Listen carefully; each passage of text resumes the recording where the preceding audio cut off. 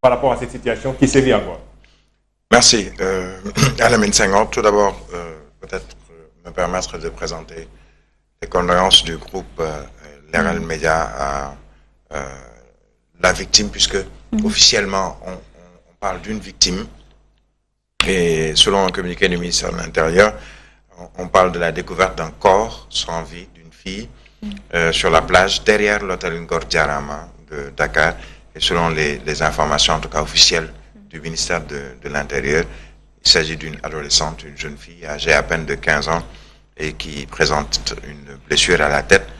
Elle a été ramenée sur la plage, je lis toujours le communiqué du ministère de l'Intérieur, par les vagues et aurait, donc en conditionnel, été mortellement touchée dans l'eau, probablement par l'hélice d'une pirogue. Alors, c'est ce que dit le ministère de l'Intérieur et qui ajoute quand même qu'il y a d'autres informations qui pourraient être disponibles et seront portées à la connaissance du public. Alors, j'ai vu dans d'autres parutions dans les journaux qu'il y a eu 2 morts, en tout cas selon des responsables de Ngor, et cela est très dommage. Dommage dans la mesure où, vous parlez tout à l'heure de médecins après la mort, c'est une situation qui dure depuis déjà plusieurs semaines. Qu'est-ce qui est à l'origine? Un terrain de 6000 m², 6 hectares. Un terrain dont la distribution de certaines parcelles pose problème. Et surtout, n'a pas eu l'assentiment ni des populations de Ngor et ni même du maire de Ngor, qui, je le rappelle, est un village lébou. Et on a vu qu'hier, il y a eu d'autres cités ou d'autres communes qui sont entrées dans la danse. On parle notamment de Yoff. Tout à l'heure, je suis passé un peu vers les alentours où j'ai vu les débris ou les restes d'une nuit qui a été peut-être assez chaude ou longue et des traces d'intifada sur cet axe. On voit également les gendarmes positionnés un peu partout dans toutes ces contrées, jusqu'à Wakam également, où il y a eu aussi quelques échauffourées. Après la mort, on peut le dire, mais l'essentiel, c'est qu'il y ait un médecin.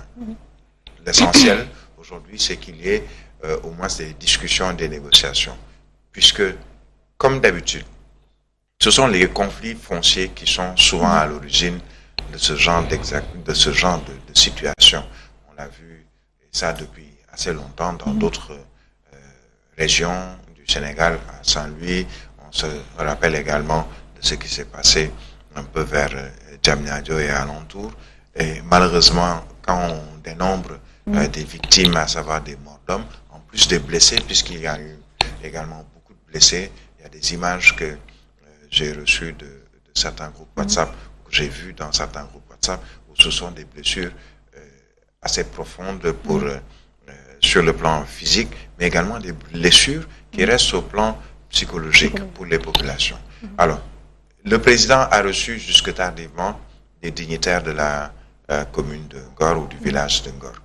Est-ce qu'aujourd'hui, malgré les décisions qui sont sorties de cette audience, malgré les efforts qui sont faits, et surtout durant cette audience où on parle de scinder le terrain 3000 m² ou 3 hectares qui seront attribués à la maréchaussée, donc à la gendarmerie, en plus de la construction d'un lycée et d'autres commerces, entre autres, est-ce qu'il ne faut pas tout simplement arrêter tous ces projets? Parler pas seulement aux dignitaires, puisque on se rend compte depuis un certain temps que ce soit les chefs religieux ou les dignitaires sur le plan social et un peu ce qu'on a comme tradition au Sénégal, ne sont pas forcément écoutés ni entendus par les jeunes, puisque quand il y a une intifada, quand il y a une guérilla, ce sont souvent les jeunes qui sont devant et qui affrontent, pour le cas d'espèce, la gendarmerie.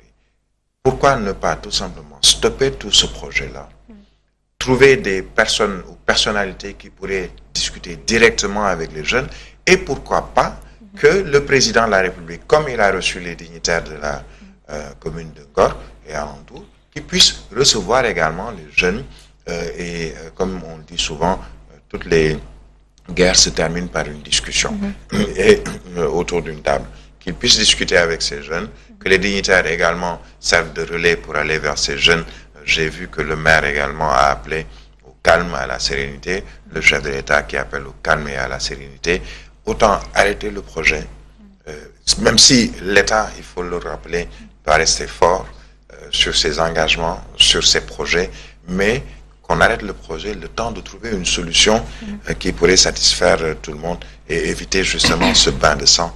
Et espérons que cela va s'arrêter aujourd'hui même, qu'il n'y ait plus ce genre de bain de sang, cette intifada.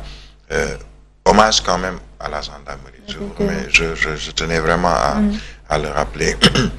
Les forces de défense et de sécurité qui, depuis déjà plusieurs mois, sont sur certains axes dans Dakar ou devant certains commerces ou autres pour assurer la sécurité des populations, mais également des commerces et des commerçants, des gendarmes qui peut-être ont jeté des grenades lacrymogènes sur des frères ou des cousins ou des sœurs ou des enfants même, c'est-à-dire qui, puisqu'on le dit souvent, comme on le dit en Wolof, Sénégal n'y peut pas beaucoup.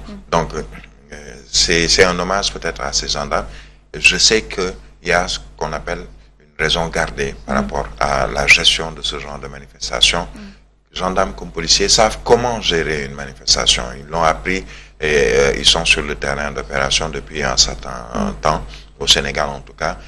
On ne doute pas de leur professionnalisme, même si quelquefois, comme dans toute corporation, il y a quelquefois des oraux ou des personnes qui agissent d'une manière peut-être peu orthodoxe, mais de manière générale, ce n'est pas le cas plutôt pour la gendarmerie, pour la police et les différents démembrements des forces de défense et de sécurité. Arrêtons le projet pour un retour vers la sérénité et surtout, et à partir de ce moment, peut-être poser de nouveaux actes ou de nouveaux jalons pour éviter ce bain de sang. Il paraît que Birahim, une discussion a été entamée depuis entre la maire et les autorités de l'État. Alors pourquoi attendre des morts pour prendre ces mesures exactement? Parce qu'il y a eu mort d'homme. Il y a eu mort d'homme et dans ce genre de situation, cela peut dégénérer. Ça a commencé à faire tache d'huile puisque, je le disais tout à l'heure, d'autres cités sont entrées dans la danse. C'est le cas par exemple pour Yoff, c'est le cas pour Ouakam. Et on a quand même une certaine tradition, et on le dit qu'on le veuille ou non, il y a ce qu'on appelle la communauté Lébou, qui est très à cheval sur ses principes. Comme toutes les autres communautés, on le dira, mais c'est une communauté qui privilégie le dialogue, certes, privilégie les discussions, mais quand cette communauté dit non, souvent c'est non, pour ne pas dire toujours c'est non. Maintenant, comment changer ce non en oui ou en peut-être, c'est dans la discussion.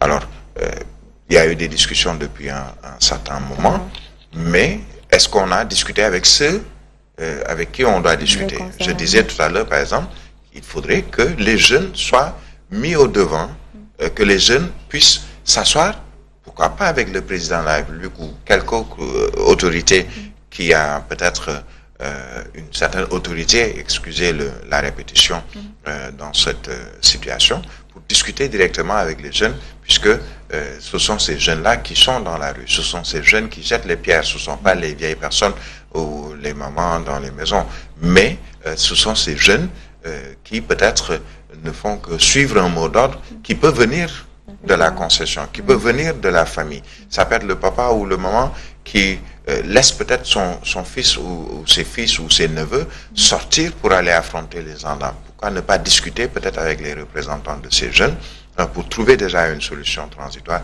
mais surtout pour que la sérénité et le calme puissent revenir. Bien sûr, Tchalla, on va finir donc avec le sport, bien évidemment, si c'est important de le rappeler, donc l'équipe nationale U20 qui va recevoir le drapeau aujourd'hui pour la Coupe du Monde U20, ce sera donc en Argentine.